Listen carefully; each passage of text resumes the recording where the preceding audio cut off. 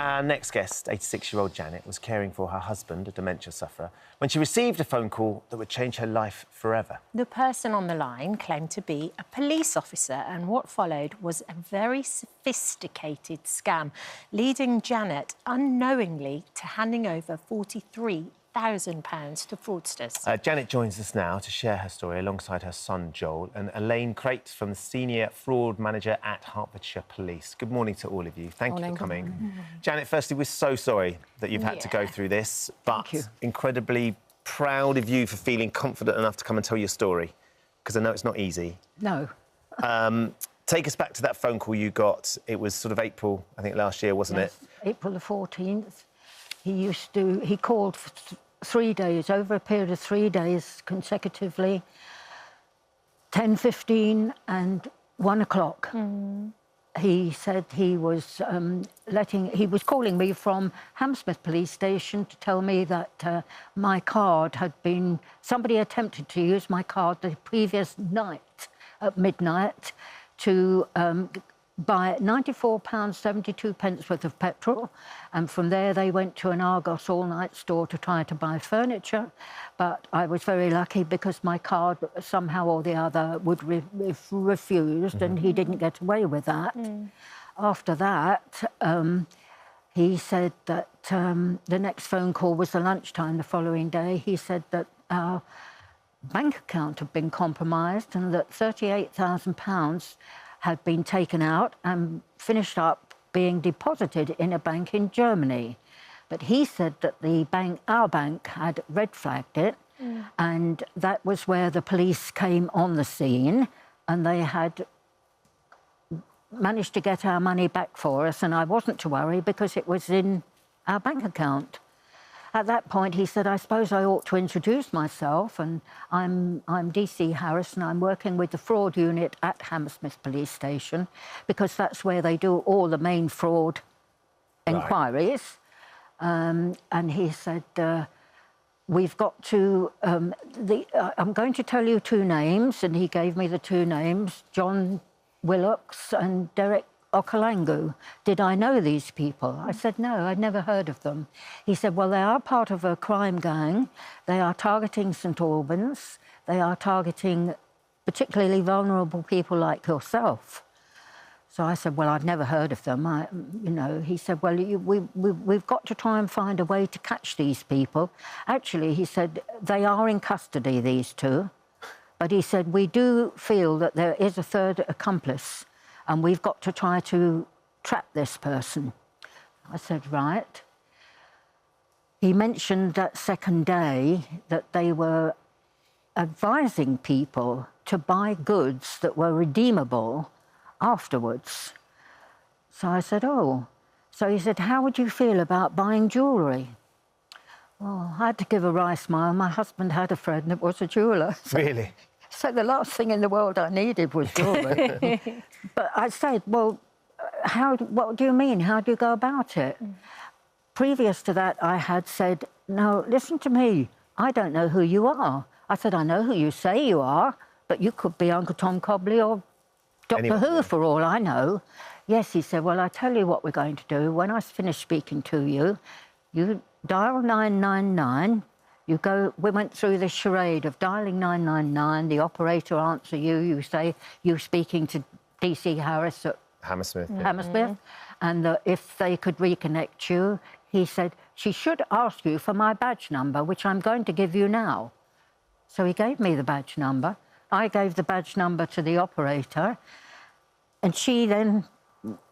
Reconnected you? Reconnected me to him. Yes. So I mean, it's extraordinary, the detail of this, and your retention of the detail is mesmerising. You're amazing. But we can already see how sophisticated this whole thing was. But just going back to that, Janet, so you supposedly called 999, you spoke to the operator, thinking you were actually talking to a police operator, but you hadn't actually disconnected on the landline, had you? So he was in control of that whole part of it. They'd hooked up my phone. And also, in the interim time, of course, he said, have you got a mobile? I said, oh, yes. I said, I don't use it, though. It's horrible. Well, we had the mobile thing, and he then rang me on the mobile, and he hooked up the mobile so I couldn't use the mobile to make an outgoing call.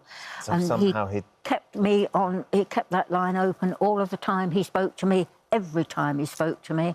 All the time I was driving into town with my husband by my side, the phone was there. Because the advice was that they suggested, in order to protect your bank account, to go and buy some watches. That's right. He said, have you heard of Rolex watches? I said, everybody's heard of Rolex watches. You don't buy them, though. Oh, well, he said, if you... did I know this particular jeweller's? Well, I'm a local girl, so I said, yes, I did. So he said, well, if you go down there, he said, have a look at their latest model. He said, and then find one that's a bit cheaper. He said that should come up to about £43,000. Which was your life savings? That's what you had in the bank? That was our dual life-saving account. Yeah. I have my own account at Barclays and David has his own account at NatWest. Yeah. But this was a savings account within Santander. So you had to go to the bank and withdraw the money? Yes. And we had to go and look at the watches first, which were amazing, you can imagine. Yeah. Then we made our way to the bank and he did impress upon me that before you leave the jewellers, you must get their banker's details so that when you get to the bank, the bank can make out the details for the money for the watches. So I said, oh, all right, OK. It's very difficult to get my husband about. He can't walk very well now. Not very well. But nevertheless, we went to the bank and I said, it was extraordinary. When do you ever walk in a bank or a post office and there's not a queue? There was nobody in there, no other clients, no... Just one of those quiet days. Yeah. No bank personnel walking around with a piece of paper in their hand like they normally are. No meter and greeter, no, nothing. So we walked up to the counter. The young man that served me was there on the left. He was in garb, in uniform. There was a man older on the right in a navy blue suit. But as we approached the counter, he disappeared and we never saw him again. We only ever saw... The person behind the cashier, essentially. Yes. So then you withdrew the money, you went to Rolex, you purchased the exact models that were requested. Yes. You brought them back to your house, and then when you had them at your house, they sent a courier. That's right. That's right. I got back to the car. I had to take my husband back to the car first because he couldn't walk any further. Yeah. Collected the watches. The young junior chap from the jewellers, the manager sent him with me because it's market day. He said, you can't take those through the market. They put them in a Tesco bag and a Marks and Spencer's bag, very old worn bags, so that people wouldn't recognise them. To look a little ordinary, I said thank you. I got in the car and the scammer said to me on my mobile, are you in the car now, Janet? I said, yes. He said, have you got the watches? I said, yes. He said, I expect you'd like to go home now, wouldn't you? I said, well, I need to because of my husband. I said, we've got an insulin injection to do now. I said, well, we must go home. So he said, I'll speak to you when you get home then. So we motored home, came in, kettle on, insulin injection. He was on the phone. And... I thought, I haven't prepared any vegetables yet. I haven't got any dinner yet. I haven't done this now. It's a very busy day. A very busy day. So the long and the short of it is, because we could listen to you all day, and I think you could talk all day, which is wonderful. We could just sit over there and we could stay for the rest of the show. Told you I could talk for I love it. I love it. But I mean, the awful thing is, they sent this courier to collect the watches. He had everything off pat. There was no way that he was going to let you off. So I would say to anybody else, you've got to think who you are. You've got to think what you would say, what you're prepared to do. And when did you realise, though, Janet, that all of this had been a scam and that the watches had been taken and stolen by these scammers? Not until he sent the courier, because, of course, he wanted me to go to Hammersmith, and I said, absolutely no way. The young boy came. He was only a juvenile. So there's another person that's part of this scam, clearly. Yes, a young lad involved. But he never spoke. No. He came to the front door and the scammer said to me, can you give him the watches now? But I'd like to speak to him. And he had a few words with the youngster, gave him the watches, and off they went. Well, then, of course, I came back in and dinner was on the go and all of this. And then all of a sudden, there was nobody on the phone, and I didn't have anything else to think of except what we were doing. And I thought, oh, wait a minute. What have I done? Yeah, I haven't got my money. I haven't got the watches. The enormity of it it just fills you up, and I just went numb. Yeah. I couldn't think, and then I thought, don't be so stupid. This wouldn't happen. This is all right. He'll be on the phone in a minute, telling you about he's got the watches and etc. etc. What's the next step we do? Yes. But of course, no telephone call came. No. And you at that point you just don't know what to do except what you've got to do, which is what I had to do with my husband.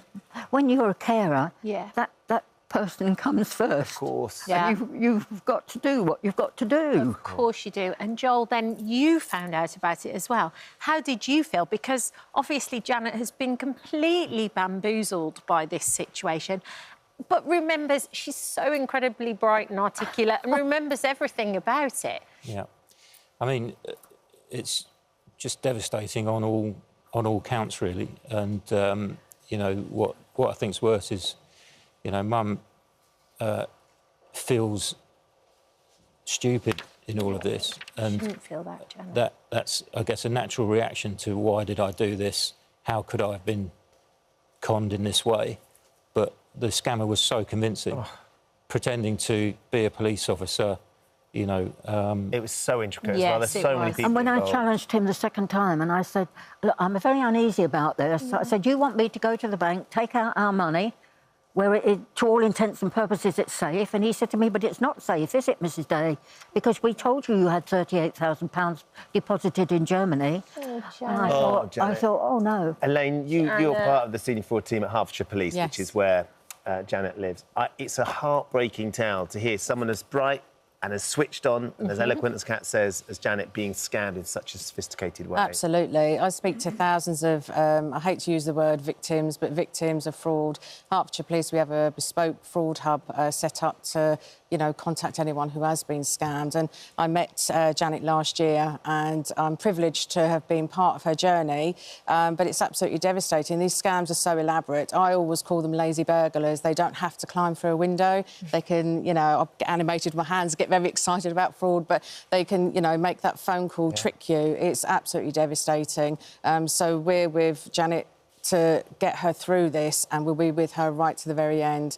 Yeah. So do you have any really clear advice for anybody sitting at home who's watching this and going, well, Janet's so bright, she was conned by it. Yeah. What would be your advice? Number one, massive red flag. The police, please, whoever's kind of watching this, the police would never, ever ask you to, you know, engage in an undercover operation. There's a problem with your bank account. They'd never ask you for your PIN number. They just don't operate like that. That's the same for banks as well. Anybody calling asking for personal information. They're actors.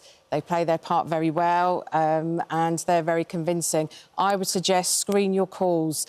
If you were to receive a telephone call and you do answer your call, answer your telephone and somebody's speaking to you, and they ask you to call back to 999 or call the bank back or whatever, then I would call the genuine bank or the 101 999 from another device if you have it. If you don't have another device, to make sure that that line has been cleared and they're not still on there, I'd pick up the phone, I'd dial a trusted friend. When you hear their name, then basically you know that line has been cleared. But just take 5 minutes, step back and think, right, look at it as if a stranger was coming up to you in the street and I was to come up to you and say, can I have a look in your wallet or your purse? You'd say no. Treat every phone call like that. Why do you want to know? Who are you? They're a stranger, you don't know them. But they're very convincing. Yeah. And like Janet said, you know, the amount of victims I've spoken to, they have shame, they're embarrassed, they don't know who to turn to. And, you know, we're here to support Janet, you know, through everything. We have, like, a bespoke... We're not here as, like, an investigation point of view, but we're here to empower victims to know they can approach the bank to say, look, can you have a look at this? You know, we've helped victims, and to date we've just under 5 million recovered just through empowering victims to approach banks. So, really important. sadly for Janet, the Ombudsman has ruled that she can't claim the money back, or the bank don't have to give her the money back. I'm not sure. I mean, I don't know what you made of that ruling. Well, obviously, you know, I'm not here to be disrespectful to any banking organisation or the Financial Ombudsman. What I would say, after speaking to thousands of victims since the fraud hub was established in 2019, with the evidence, you know, that Janet has provided, what's happened to her, walking into a bank with her husband who sadly has dementia, on one hand, the scammers on the telephone in there, withdrawing a lot of money, that's unusual transactions, watch scams are prevalent. For me, basically, I think a red flag should have gone up there. So Santander have said, we have every sympathy for the customer targeted by criminals who carry out these scams. Our investigation decision was not to refund Mrs Day, which the Financial Ombudsman Service agreed with, found that the transaction Mrs Day made on her Santander account was sent to genuine business and the watches were received as expected. And the Ombudsman said, being the victim of fraud or scam can be deeply distressing. Our decisions are based on several factors, including the evidence brought to us by both consumers and businesses, the relevant law or regulation that applied at the time. I wonder how you feel about it, though, Janet? I feel very unhappy about it. I feel that I was made a victim by the scammer, I was made a victim by the bank, and I feel as though I'm a victim by the Ombudsman. I don't understand why the Ombudsman's report says he's satisfied that the bank did everything possible to avoid this, but the bank did nothing. There was nobody in the bank, only the young chap that went and activated the banker's remission. How can I prove that? There wasn't anybody there. So what investigation? Who said what? We don't know. We haven't been privileged. Well, they'll argue they've been through the process, they've listened to all the evidence, and that's what they've come up with, which, sadly, is the way it is. The most important thing for our viewers, though, Janet, if you've been brave enough to come and share your story. Absolutely. So even if it helps one person listen to what Elaine has said and think about that, if someone phones, put the phone down, but try phoning someone else on another call, speak to your son and say, what do you think of this? Or speak to somebody. Give yourself some time. That's what Alice Beer always says about any scam. Just give yourself... Get a call blocker. Forget the socks for Christmas. Get a call blocker. That's amazing. You know, put them on there. Family can have the codes to get through, and basically you've got peace of mind if you've got elderly family, not just elderly, but anyone. You've got peace of mind. They're safe and secure. Thank you. Just It's an amazing number of calls that are abortive, Joel, aren't there? Yeah. So we have got a call blocker system that the victim support installed for us immediately after the event, and in the last 12 months, 67% of incoming calls are scam or unknown with 67% shows how important they can be. Thank you all for coming on and drawing attention to if you've been affected by any of the issues that we've been discussing today, and the help and guidance is available. Thank you for visiting our This Morning YouTube channel. We upload new content every day, so go ahead and hit that subscribe button so you don't miss out, and we'll see you in the morning.